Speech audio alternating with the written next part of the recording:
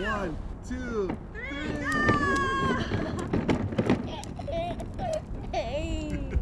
They went from racing to grinding to a halt.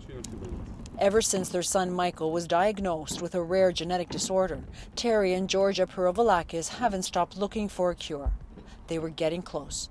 We had a whole bunch of researchers around the world doing different things. All of our research has basically stopped. Standstill. Or a standstill, actually. You know, we were hoping he would be walking by September. We did it! Over the last year, the couple has raised more than $1 million to finance a clinical trial for custom gene therapy that promises to help Michael walk. Oh, look at you!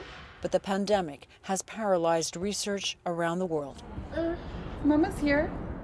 Brad Wouters is with Toronto's University Health Network. He says thousands of clinical trials are on hold.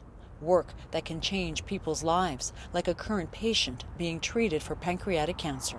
He was part of a medical research study here, and that information revealed a potential new therapy that could be very effective for that patient, an immunotherapy. But we only have access to that drug through a clinical trial, and so he won't get it. Wouters says shuttered labs have put thousands of jobs at risk, and why UHN is asking the federal government for help. We're at a point where we're going to see significant job losses as early as next week if something can't be done. In Montreal, experts at McGill University say Canada's medical research industry relies on that brain trust, many of them international students.